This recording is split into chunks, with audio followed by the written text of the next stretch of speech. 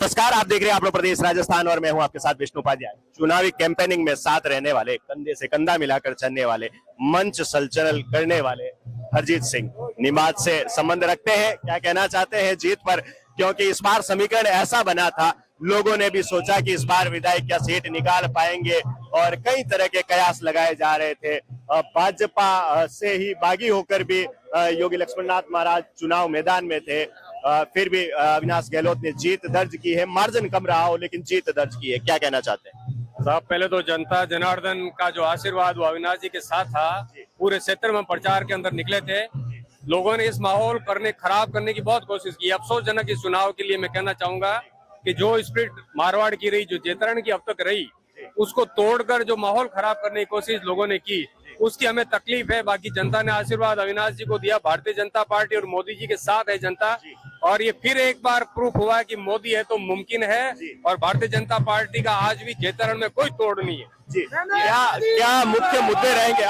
अब तो double engine की सरकार बन रही है। क्या मुद्दे रहेंगे जेतान क्षेत्र वासियों के लिए? क्या ये रोजगार को जो मुख्य मुद्दा है, इन पर खरा उतरेंगे विधायक महोदय? देखो, अब ऐसा है कि अविनाश जी ने पहले भी बहुत कोशिश की।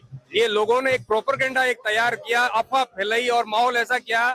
मैं बताऊं, ये जो अविनाश जी ने क्षेत्र में जो सक्रियता 5 साल में रही, इतनी सक्रियता किसी की नहीं रही। लेकिन पूरा एक झूठ का आडंबर बनाया गया और एक पूरा एक जैसे अभिमन्यु को घेर कर मारने की कोशिश उन कायर कौरवों ने की थी, इसी तरह जेतरण में हुआ। लेकिन इस युद्ध में ये धर्म युद्ध था। अभिमन्यु एक बार मरेगा, दूसरी बार नहीं मरेगा।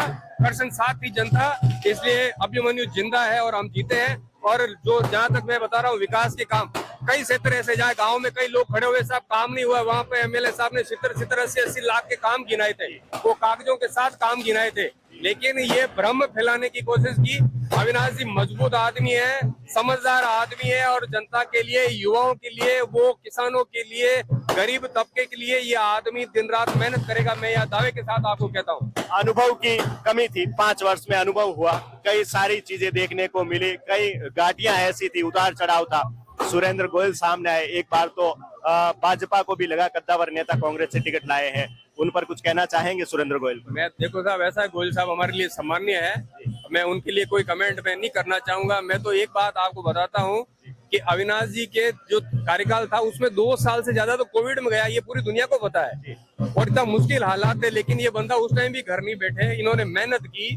और आप 3 साल का कार्यकाल था, विपरीत परिस्थिति, सरकार खिलाफ थी और पूरा प्रशासन इस बंदे के खिलाफ था, लेकिन ये घर में नहीं बैठे। इन्होंने कार्यकर्ताओं के लिए जो है, अफसरों की आंख में आंख डालकर, उनकी छाती के ऊपर पैर रखकर कार्यकर्ताओं को मजबूत रखा। उसी का परिणाम है कि आज जनता, पूरे नेता नहीं थे लेकिन जनता अविनाश जी के साथ थे। पूरी क्षेत्र की जो जनता थी अविनाश जी के साथ है। तो ये बहुमत जनता का बहुमत है, नेताओं का नहीं। और ये प्रूफ हुआ कि वोट नेताओं के पास नहीं, वोट जनता के पास है। जनता जीतती है चुनाव। आपने अधिकारी की बात की, 9 अधिकारियों के नाम, लगभग जेतारण क्षेत्र के सभी अधिकारी जिनका नाम, और उपाध्यक्ष को, प्रदेश उपाध्यक्ष को पत्र लिखना, उसमें उनका नाम, क्या वाकई में कांग्रेस के पक्ष में कार्य कर रहे थे? बड़ा आरोप है, गंभीर आरोप है उन अधिकारियों में। मुझे इस बात की ज्यादा जानकारी नहीं है कि पत्र लिखा कि नहीं लिखा, लेकिन ये अधिकारी तो उनके पक्ष में ही काम कर रहे थे। जगह जगह विरोध कर रहे थे। हमारी परमिशन, कोई भी काम के लिए जा रहे थे उसमें डिले कर रहे थे, लोगों को परेशान कर रहे थे। भारतीय जनता पार्टी को इन्होंने पूरी तरह टारगेट किया जेतरण में।